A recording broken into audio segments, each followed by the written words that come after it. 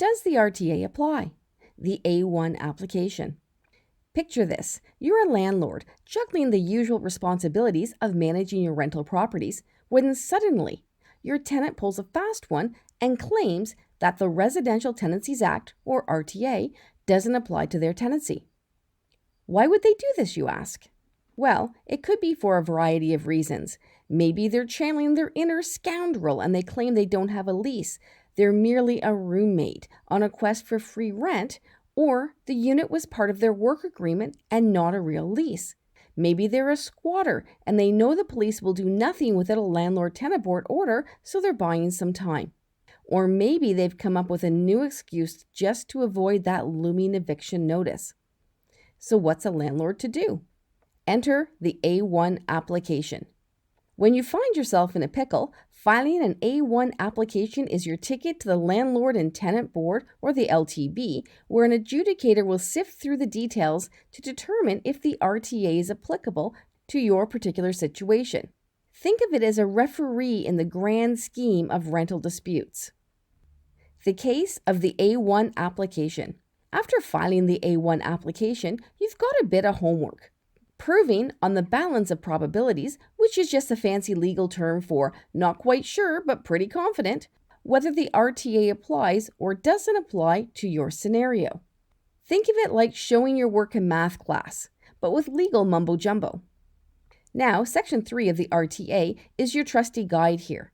It states, this Act, except Part V.1, applies with respect to rental units in residential complexes despite any other act and despite any agreement or waiver to the contrary. In most cases, the RTA will apply and your tenant will be protected by the RTA. However, there are some exceptions that you should be aware of.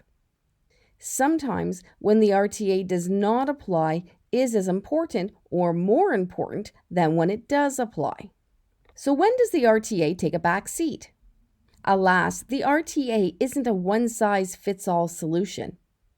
There are exceptions, and this is where Section 5 of the RTA steps into the limelight.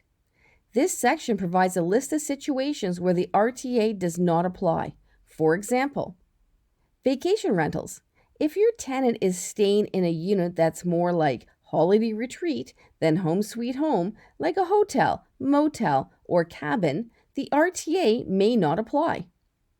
Farm stayovers. If the living situation is tied to working on a farm where the accommodation is on or off farm, you might have a different set of rules. Co-ops. If your tenant is living in a not-for-profit housing cooperative, they're playing by a different set of rules. Correctional facilities. If the tenant is staying for penal or correctional purposes, the RTA does not apply.